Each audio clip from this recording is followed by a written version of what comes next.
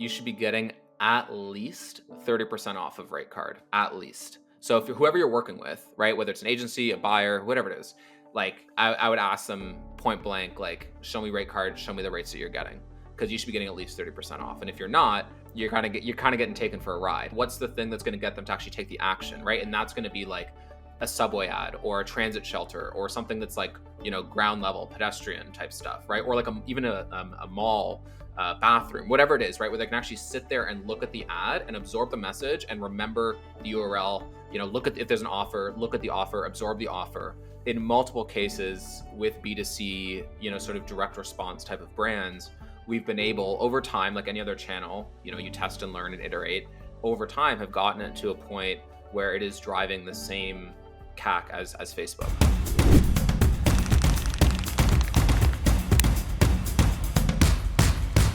Simon, thank you so much for being on the show. Thanks for having me. I'm excited to be here. I'd like to kick things off with a very pointed question. This is the Efficient Spend podcast, after all. Throughout all of the paid media that you've ran, millions that you've kind of optimized, what is the most efficient spend that you've personally done in a paid marketing sense? I have two answers for this. One of them is maybe cheating a little bit. So I'll give you that answer, and then I'll give you kind of like the real answer. The sort of like cheating answer is email and SMS, which I know is not paid marketing, but I think it's still worth highlighting. I think it's very overlooked when we focus on paid acquisition, right? If you have good email, SMS, retention marketing, LTV goes up, retention goes up, and your allowable CAC goes up as well. Allows you to scale faster. So just wanted to like throw that in there in terms of like, actually a very efficient channel. But no, in terms of like paid acquisition, I would say probably the most efficient one has been affiliate. I'm going to caveat that with a few things. Number one, if it is incremental, right? So I think that is something you got to make sure is true. Things like cashback sites and coupon sites, you can debate as to whether or not that's incremental. So what I'm really talking about is, publishers, review sites. You could even kind of throw creator influencer type people in there if they're operating on an affiliate basis. So that would sort of be the caveat I put on that, but definitely the affiliate channel, if you can find the right partners, can work exceptionally well. It's ironic. We just had an affiliate push over the past week, and I noticed that our Facebook performance is looking a lot better last week as well. So it's funny when you run a media mix at scale and you can see the interactions where you see kind of one campaign launch and then you see that halo effect across other channels. I think the email lifecycle SMS is a easy one. Maybe within affiliate more specifically, can you think of a specific affiliate marketing push that was really incremental or really efficient from your experience?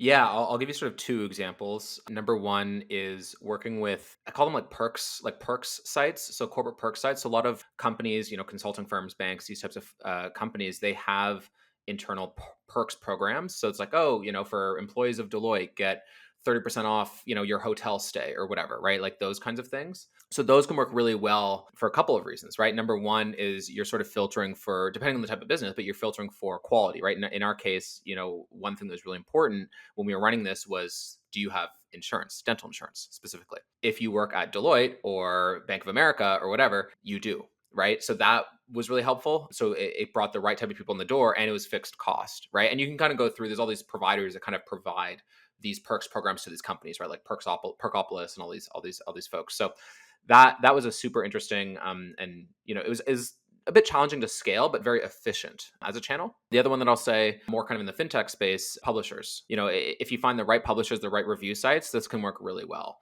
So folks like Consumers Advocate or NerdWallet, like these types of sites, right?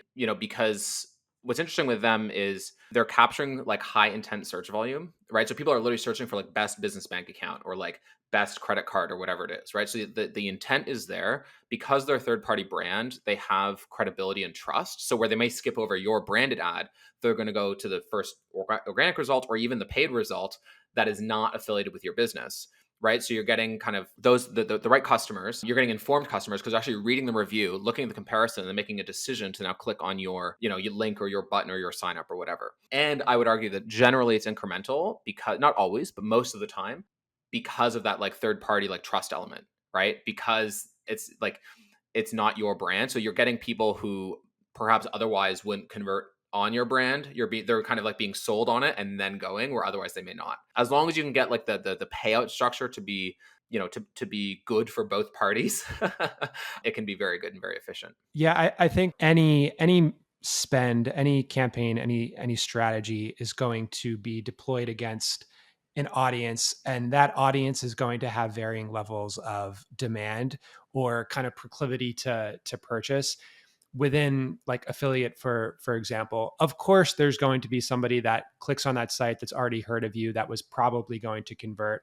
However, there might be a larger percentage of that audience that has never heard of you before and then is going to convert. There's also going to be a percentage of that audience that has heard of you, is trying to figure it out, and then is like, right, they're validated in my eyes now and they're going to convert. So there's like this component within that. Yeah, and I love that. And it's funny, a lot of seed and early stage startups, as you know, though email and affiliate might be obvious answers to us for what is like really efficient spend, it might not be so obvious to them, where they're just thinking we got to be on Facebook and Google. And maybe it's this low hanging fruit too sometimes, right? Where it's like, wait, you have an audience list of like 200,000 people and you haven't been trying to communicate to them at all to try to convert them, and you just want to spend on Facebook. Yeah, exactly. I will say with, in the case of email, for example, right? Like you need the list, right? So you got to acquire that list, and you're going to acquire that list probably through Facebook or Google. And then on the affiliate side, the flip side to that is like it's time intensive, right? It is relationships. It is like a lot of cold outreach, trying to get onto these platforms, and you kind of have to have some degree of like credibility, scale, like you have to be kind of proven in the marketplace before a lot of these partners will even talk to you. So it's a bit of a chicken and egg. So like affiliate is something I don't really touch until you're fairly established, because I've just found that like you just don't get you just don't get the time of day with a lot of these publishers, especially the big ones, unless you can actually show that you have some real traction. And it's a bit time intensive, so when you're working with like a really small team and you kind of just need to drive sales or conversions, right out of the gate, affiliate's a pretty hard channel to do that versus something like Facebook or Google, where you just have a bit more control and you can scale a lot faster. So, and affiliate, there's a ceiling, right? Especially in your vertical, for example, like in fintech, there's only so many partners, right? There's, I think, maybe five, eight, like there's not a lot, especially if you're going consumer versus business or whatever. Like there's just not that many, right? So there is a ceiling to how much you can scale, and then to unlock additional growth on that channel really just is somewhat a function of increasing your CPA, which at some point, you can only increase it so much, right? Like you can only pay so much. And then if you're competing against these big companies like, American Express or Chase or whatever, like they're just going to be able to pay more. So there is a ceiling that you are going to hit on that channel. But it's a nice, what I've typically seen is like, depending on the business, 10 to 15% of conversions coming through that channel. And if you can just get it to that point at like a profitable CPA, I mean, just do that all day, right? It's a nice little 10 to 15%. It's not super hands-on once you get it rolling, and it's not bad. On the opposite side of the spectrum, what have been some of your biggest wastes of spend, of media spend? So much. I mean, listen, a lot of it is testing, right? You're testing and learning and testing new channels. So you do. I wouldn't call it waste. I would just call it learning. I'll give you two answers here as well. First answer is I don't know what you'd call it, but Outbrain Taboola just never was able to get it to work. I've tested it a handful of times and it just doesn't work. At least for me, I've never made it work. So that one, I've just sort of stopped trying to get it to work because it just doesn't. I think open web type of stuff is just getting even worse and worse with all the privacy changes as well. So I wouldn't even bother today. And then the other answer I'll give is Facebook. Facebook is super scalable. I've run a ton of efficient spend on Facebook. I've also had a lot of inefficient spend on Facebook. Cuts both ways. Yeah, for sure. And I mean, obviously, like the title on the YouTube video is biggest wastes of spend, and that's going to get the click. But we as performance marketers know that within our media mix, there is going to be some level of spend that is inefficient, and we very intentionally allocate specific amounts to testing and experimenting, and we're as thoughtful as possible. But sometimes there are losers, and that's kind of part of the job. 100%, 100%, right? Because I mean, I've tested, every channel under the sun, and you always have these, you have a lot of losers, but then you kind of come up with these interesting sort of like winners, right? Like, out of home being a great example of a winner that we kind of uncovered. But then also we also uncovered one channel called Rocked. They call it like the transaction moment, or it's like post checkout. It's basically post checkout. On Ticketmaster, you buy your tickets, and you're like, great, you qualify for all these offers from like HelloFresh and all these places. That's powered by this ad marketplace called Rocked. And at one company I was at previously, we actually got it to work, not at like massive scale, but 10K a month in spend, like it's not bad, at like a fairly decent CPA. And it was kind of this interesting channel that no one else was really on in our category. So we kind of had this, fun little advantage that we kind of uncovered as a way to kind of just get a bit of incremental scale. But yeah, I mean, you got to test a bunch of stuff to find those little winners, right? Yeah, yeah, and I think it's a good transition to out of home and offline stuff. So, obviously at a high level, you have a ton of experience with offline, but also just media mix optimization more broadly, focusing on C to Series A B2C companies. One of the things that you're kind of known for in the industry is more specialization in out of home, and you kind of make the, I guess you have the thought that out of home can actually be a performance channel, whereas maybe a lot of marketers don't think of it that way. So, and you spent millions of dollars on out of home to kind of validate this, right? Which is awesome. So, looking at out of home and maybe talking to a performance marketer who in their mind is just like, nah, it's just Facebook and Google. I've never gotten this to work. Make the case for me that out of home is a performance channel. Yeah, yeah, that's a great question. Um, so I mean, I'll start with some of the results, right? That like I like that I've been able to drive, because I've done it a few times, right? In multiple cases with B2C, sort of direct response type of brands, we've been able over time, like any other channel, you test and learn and iterate over time, have gotten it to a point where it is driving the same CAC as Facebook. So it is possible to get there. Now, how you do it is highly dependent on the type of business, the creative, um, the media planning, the negotiation, the buy, and all that kind of stuff. Um, so, I mean, there's a few things, right? So, number one is the plan, right? So, understanding like, okay, where are your customers? Ideally, you're already spending on Facebook, on search. You have like decent brand awareness from a direct response standpoint, at least within kind of the target geo, right? So, in Austin, for example, hopefully you're running, a bunch of ads in Austin. People kind of know who you are already. Um, and then from there, like you just buy like in a specific area, you kind of own that area, those zip codes, right? Like, maybe 2 3 zip codes, and you just buy that geo. And then the creative, the critical piece here, right, is like needs to be sort of direct response creative, right? CTA, URL, promo code if you want, right? Like very clear direct response type of approach. And then, in terms of the media that you choose, right? Like you don't want to be putting this just on a bunch of highway billboards. It's not going to work. It'll work. That's a separate conversation, right? But in terms of direct response, you need high dwell time, high frequency media, right? So think of transit shelters, think of subway, think of ground level boards, that kind of stuff that people can look at and sit and see and absorb the message, right, for 2 minutes or something like that, or 5 minutes even. And with that repetition, right? So they're seeing it on their commute, they're seeing it every single day at the bars, everything, right? So some of the stuff that's worked really well for us, again, being super targeted, is like, you know, um, ads on the top of urinals, right? Super captive audience, right? You're going to be there for a few minutes. You're going to look at it, right? And then you hit them kind of with boards, kind of in the same area. Again, depending on the product you're offering, right? But like these types of things, if it's done correctly, can lead to really strong performance. The only other thing I'll say on this is obviously measurement's really key here, and then negotiation is the big part, right? Because the more bang for your buck that you get, the better chance you have at hitting your CAC. So you got to negotiate hard to get the best possible pricing, which then makes it easier for you to achieve your CAC target. I want to kind of go into all of these in a little bit more detail, but maybe just first at a high level, talking about the dwell time media and the mix.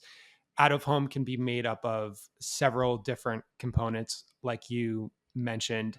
How do you think about that optimal mix? And is that something that, like, there should be more urinals versus billboards versus et cetera, right? When building out that plan, how do you think about optimizing that aspect? Yeah, so I'm really looking for four things: frequency, dwell time, uh, impact, frequency, dwell time. Maybe it's only three things. Longevity? Thank you. Duration, frequency, dwell time, impact, and duration. Those are the four. Okay. So frequency, right, is just you want to be able to see them. Like you want people to see the ads multiple times, right? Like, ideally a couple times a day. For the duration is the other one, right? Duration of like 4 to 6 weeks. And then dwell time is you want media that, like, yes, you're seeing it frequently, but you're seeing it and you're absorbing the message. It's not just a highway billboard, right? You can have some highway billboards that will hit the frequency piece, right, and the duration. But then you have to have the dwell time that this it's quick. It's quick, right? So it's like, okay, well, think of that almost as like your top of funnel if you want, but then what's the thing that's going to get them to actually take the action, right? And that's going to be like a subway ad or a transit shelter or something that's like, ground level pedestrian type stuff, right? Or like even a mall bathroom, whatever it is, right? Where they can actually sit there and look at the ad and absorb the message and remember the URL. Look at if there's an offer, look at the offer, absorb the offer. And again, over 4 to 6 weeks minimum.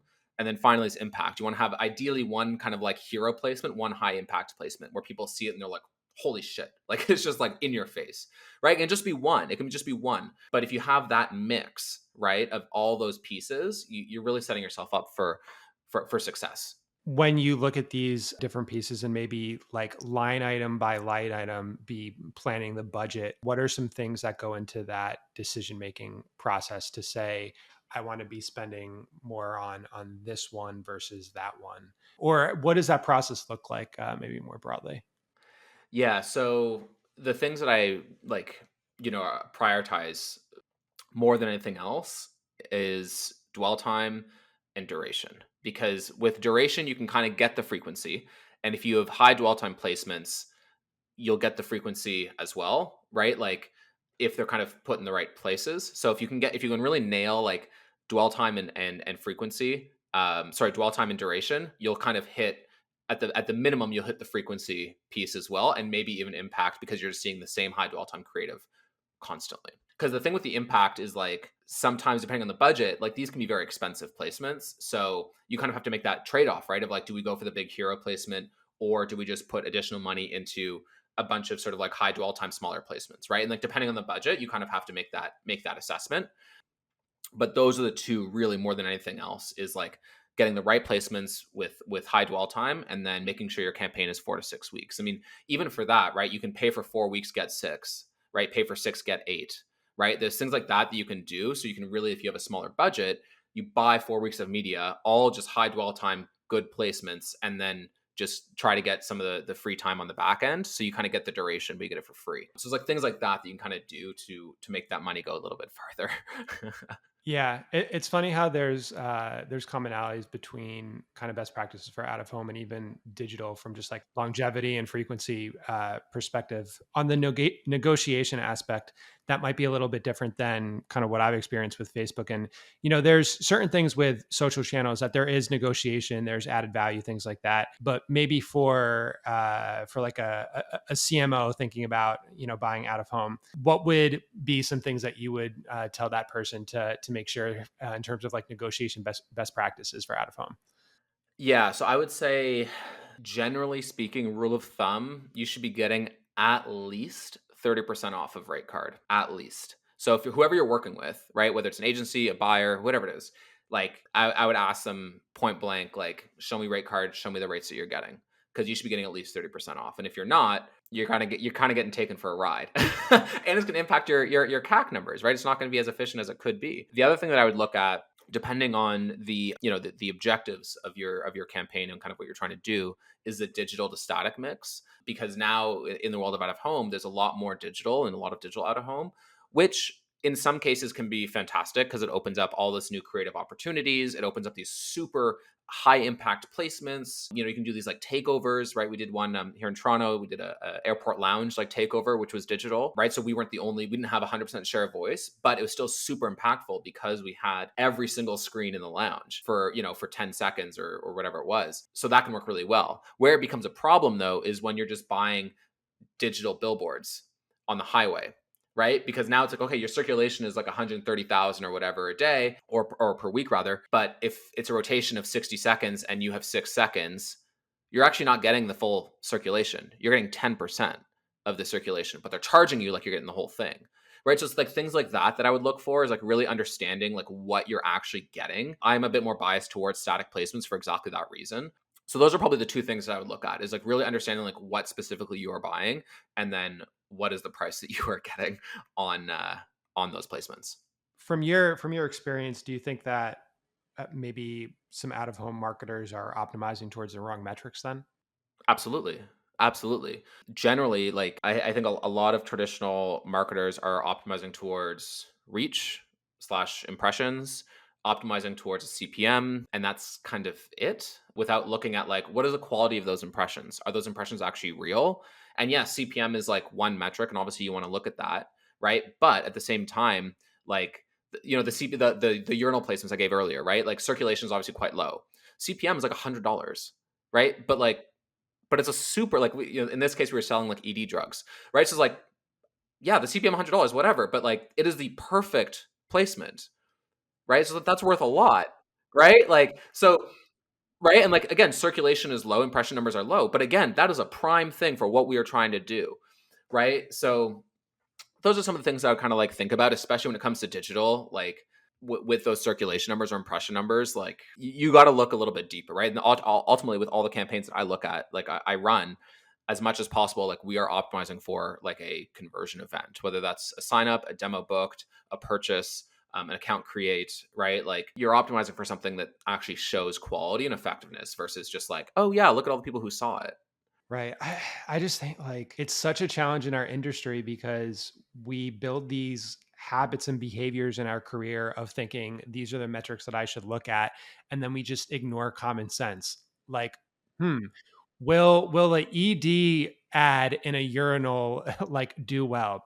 That might make sense. Like they're kind of in the moment. They're looking up, they're looking down. They're like, oh, like they're making some sort of connection there. That's hilarious. I don't want to. There's a bunch I want to say here, but like to go back to the negotiation piece, though, right? You kind of made a statement saying you should be getting 30% off. What's the incentive for the out of home provider to accept a 30% off discount? Is it kind of one of those situations where it's like I go to Thailand and I know I got to negotiate everything that I'm going to be taken for a ride? Like, why are they going to just accept that? Yeah, so there's a couple things, right? So part of it is like, yeah, when you go to Thailand, you just have to negotiate. Same thing. Like there's just part of it. That's just part of it. It's an old school industry. That's just part of the game. The other thing is like, let's say my budget is like $100,000, right? What I'm trying to do is like, I tell the reps whatever, like I have $100,000 to spend. So your commission is going to be, um, you know, off of the $100,000, right? So I'm not. You're going to make the same amount of money. What I'm just trying to do is just get the most amount of value, the most amount of media for that $100,000, right? I'm not saying like I'm not pulling money away. I'm saying here's the budget. So you're going to make your commission either way. Just give me as much value as possible for that commission, right? So that's what you're trying to get at, right? And price is only one piece of the negotiation, right? Like there's a few different things you can pull on. Obviously, you can push on price, and that's obviously step one, right? But then step two is I talked about duration, right? Like pay for 4, get 2 weeks on the back end, right? Get that built into the contract, for example, right? Sometimes 4, right? Like depending on the seasonality, depending on the time of year, stuff like that. Like that's added value that doesn't cost them anything to do. Or like I've also got like free boards, free placements, only pay installation and production on them, only pay printing, and that's it. And you give me the free board. Again, it doesn't cost them anything. They're still making on the $100,000, they're still making their commission, but I'm just getting added value. So the incentive for them is like, because I I do this for a number of clients, right? Like I have really good relationships with all of the vendors that I work with and my reps. So, you make me happy. I keep bringing business to you, right? And I work with a number of different vendors. So you give me the best price, the best placements, you're good to work with. I'll bring you more business. So there's a relationship piece to it. And there's also ultimately like the budget is the budget. So you're going to get the money either way. Just give me as much as you possibly can for that money. Like I have $100,000 to spend. I want $150,000 in value. That's all I'm asking for. I love that. There's so many great takeaways there. Last piece of kind of best practices for out of home, probably the most important piece, measurement. So There's a couple of different ways that you can measure out of home. What are some of the ways that you look at constructing kind of overarching measurement strategy for out of home? Yeah, so I'm gonna put aside like the MMM tools because I think if you are sophisticated enough and big enough to have an MMM tool, use that. This approach is if you do not have that, right? If you don't have a sophisticated data team, you don't have an MMM tool who can kind of like plug and play this kind of stuff. This is a way of getting fairly close to what an MMM tool will provide, at least directionally so, right? So there's a few things. So number one, you know, if possible, promo code and or custom URL on the board, right? That's like a very direct way of just measuring, visits, then obviously down funnel conversions as a result. Number QR two, code versus URL. no one uses a QR code. Okay. No one uses a QR code. Number two is looking at paid search, branded search terms for paid search, right? Like, and that's why you kind of do it in a geo. So, for example, in Austin, right? So you look, okay, in Austin, pre-post, right? Like for the 4 weeks prior, all else being equal, what was the average number of conversions per day, average number of visits per day, all that kind of stuff. And then you look, okay, in Austin during the campaign and after the campaign, did you see a lift, right? In branded paid search, you can look at super top of funnel in terms of impressions, clicks, and then ideally conversions. Again, isolated to the Austin area in this case. You can look at the organic side, right? So organic SEO of branded search coming in, right? Is that going up? Is that going down? Is that staying the same? And you look at that all the way through the funnel. And then a classic one, a checkout survey, right? Just ask people, right? Because what you'll see a lot of the time is like they'll see the ad, they'll Google it, they'll click on your branded search, right? So Google on a direct basis, Google is going to get the conversion, or they might just search for just general keywords. Google's going to get the conversion, but in the checkout survey, they're like, "Oh yeah, I first heard about you," or the thing that kind of prompted me to take action was the out of home. So you have the checkout survey, and then the other thing I always like to look at is, and of course you can kind of look higher up in the funnel too, right? You can do this analysis across like, account sign up, demo booked, all the different conversion events to really understand kind of what's going on. Again, using that like kind of like pre-post. And then the last thing I always like to do is looking at the mix of like visitors. Again, this is more top of funnel, but it gives you a sense of like, did it actually work? Percent of new versus returning, right? Ideally, what you want to see is a higher percentage of new visitors than average in the geo, right? Because great, you reached a whole bunch of net new people.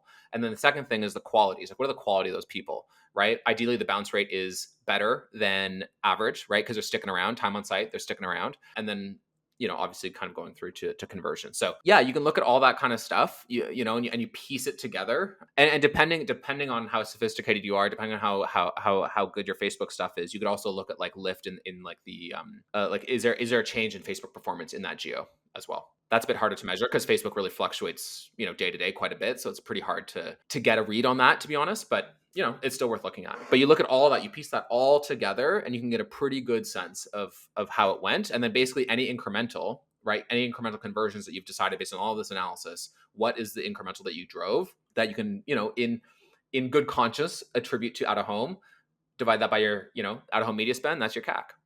I love this approach, and I think it applies not only to out of home, but also to just like channel testing more broadly. 100%. We're doing a lot of this stuff now where we're exploring new channels at Self, and we're taking a DMA approach, and we're looking at a lot of these things because anybody that is not Facebook or Google or TikTok, I'll call a few more, they're harder to measure now. Like it's harder to measure. They don't have the deterministic attribution, specifically places like iOS, and so you have to look at a more holistic measurement strategy for sure. One more piece on out of home, because I'm kind of questioning this. So to what extent do you think is having an offer like necessary for some of these buys? And I'm wondering, if you have kind of the promo code, depending on the quality of the offer, that's going to improve conversion rate. But I don't know if it's always necessary. Just curious on your thoughts. No, it's not necessary. Definitely not. That's very much a decision at the brand level as what you want to do. I've run stuff with promo code, without promo code. Both can work.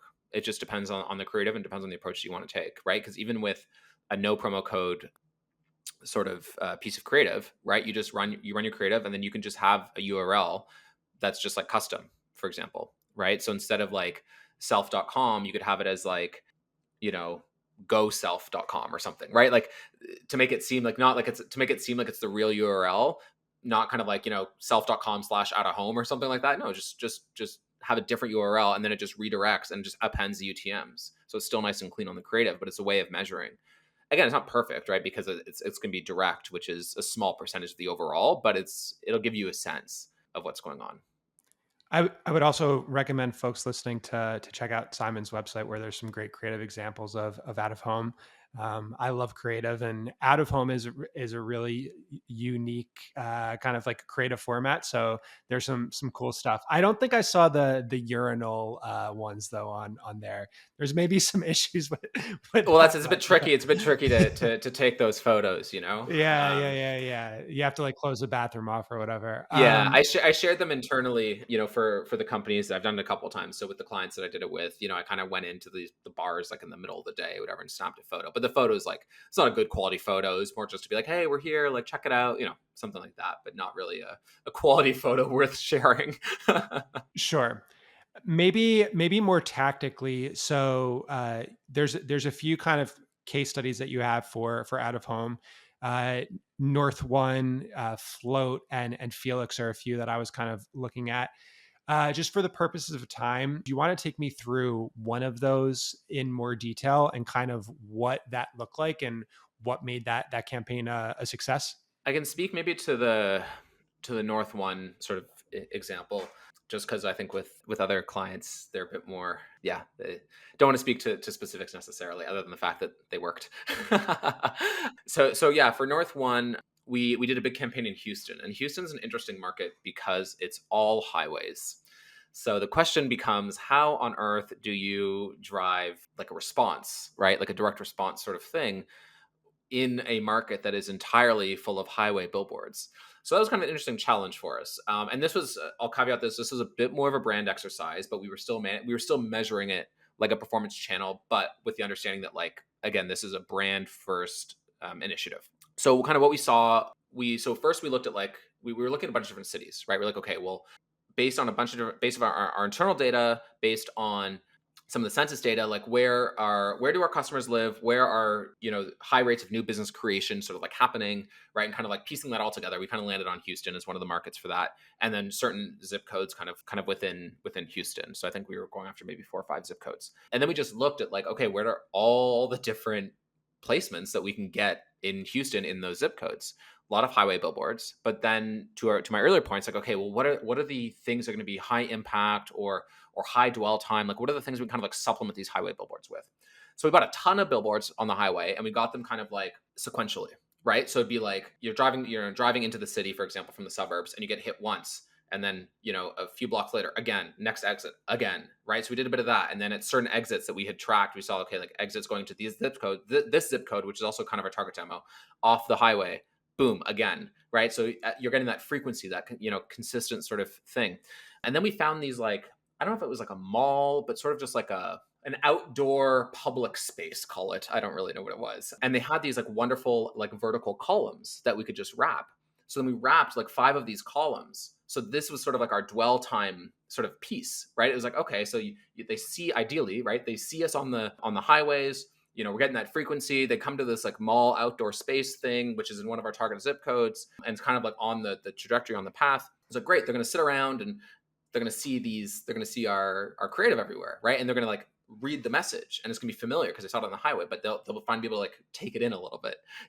So we did that, and then the final piece, and this is to get the kind of impact slash PR, just sort of like something clever. We got a truck. So we got a video truck, and we had this like creative on the truck on the screen, and we just got it to drive around and park outside of all the different bank branches in the zip codes. So it was kind of like a high impact thing, but then also a bit of like a clever, like, we could use on socials and our ads and this kind of stuff. But it's, again, to solve this like dwell time problem. And I took a similar approach in Calgary with another client as well. We did a similar thing, right? Where it was like, where we had all these boards on the highway, but then we kind of identified these areas that were a bit more pedestrian friendly, bought a couple things where we could, and then wrapped like 6 delivery, in this case it was delivery trucks. We wrapped like 6 delivery trucks who were just doing B2B deliveries, in the target zip codes. And that was sort of our impact dwell time sort of piece. So we had to get a bit creative with like how we did it in both cases because of the market, but the result was kind of interesting. So we saw a 110% increase in new users, which is just like new visits, but I was talking about kind of the new versus returning. So we saw a huge spike in new users, which is fantastic, and new visits, which is like, great, we're reaching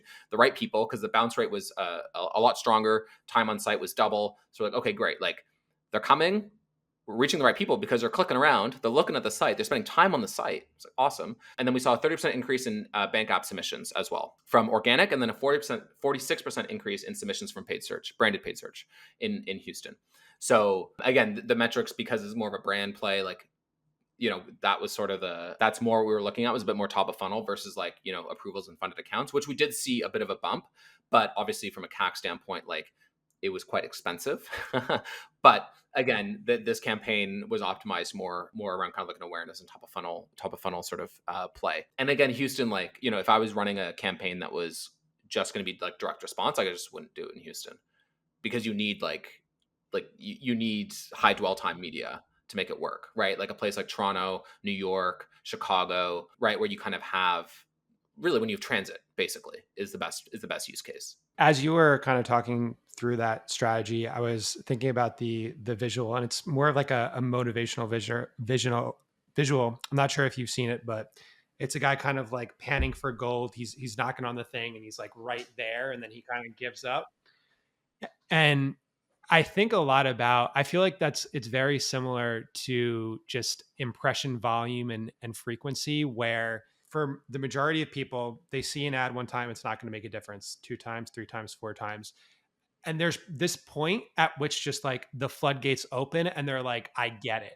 And maybe it's a little bit different for everybody, but like, it's not one, you know? Yeah, 100%, right? Like, this is, I think, for a long time on digital, like, when I was kind of, I call it, growing up in marketing, we were so spoiled, right? Because you could literally just be like, okay, someone on Facebook interested in Sephora, target them with an ad about makeup.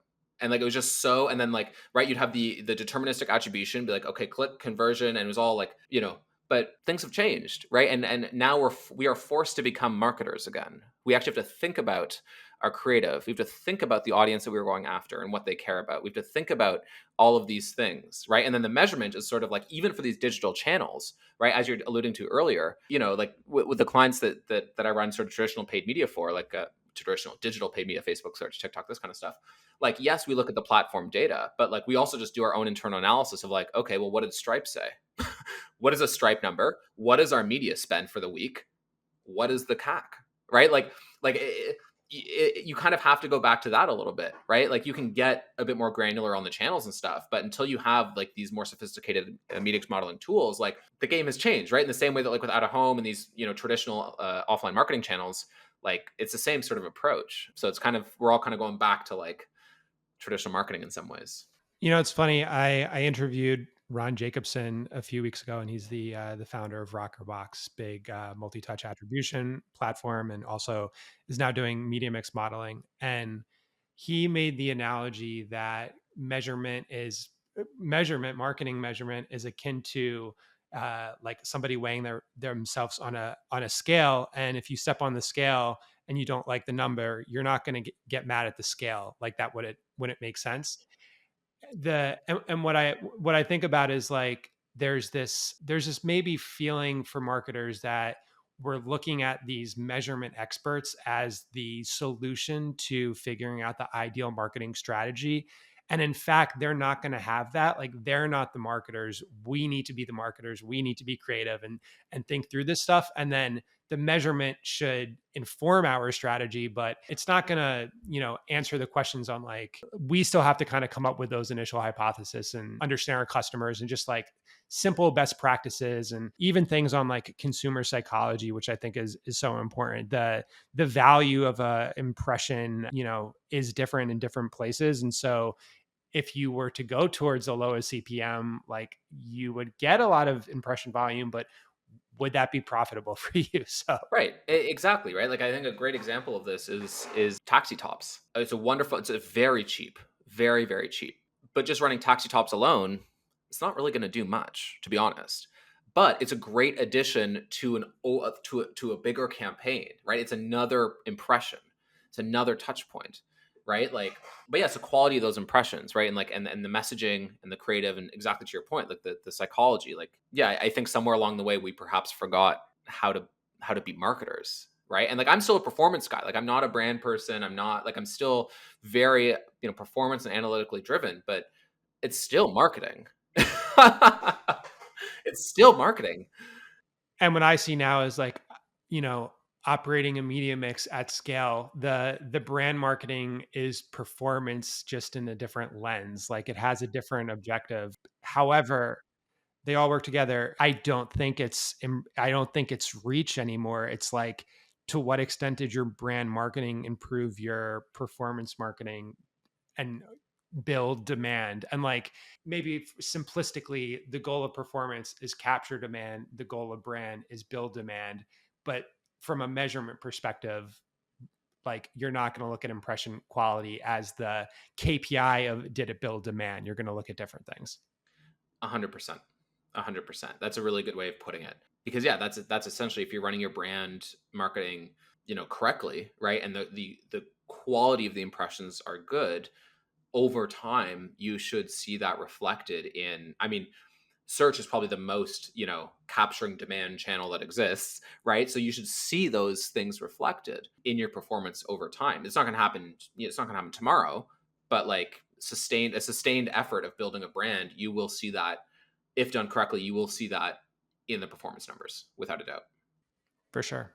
And honestly, I don't have as much experience on the brand marketing side. I've done a little bit. I'm excited to have more folks on the show that have experience in brand marketing and kind of can talk through some of these things. I know we're coming up on time, so one last fun question for you. Being a performance marketer more focused on out of home, this is a question that the Tim Ferriss asks a lot of his listeners, which is, if you had a billboard, and for the purposes of this show, that billboard was targeting founders and marketers that are managing budgets at these seed and Series A startups, what would your billboard say to those folks?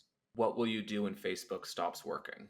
Something like that. It's like I'm trying to get at like a prompt around channel diversification. So it's like, I think that's like a common thing with a lot of, you scale up, you're doing 100K, 200K, 300K a month, whatever it is on Facebook.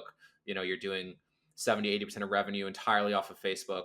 What happens when it stops working? What happens when you reach the ceiling? What happens when Facebook has a problem? And like, I don't want to rag on Facebook. I love Facebook, to be clear. I love Facebook. I think Facebook ads are awesome. They are honestly the solution for most companies, and we should focus there and scale the shit out of them. But I think gone are the days, like, when I started my career, you could build a whole brand off of Facebook exclusively, right? Entirely, and scale that to multi-million-dollar a year, revenue, and like, those days are gone, I think.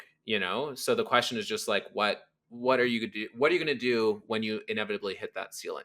Right. And maybe the answer is like, just, turn on search, or like turn on email. Like, it doesn't need to be complicated. But I think people get very just like, Facebook, Facebook.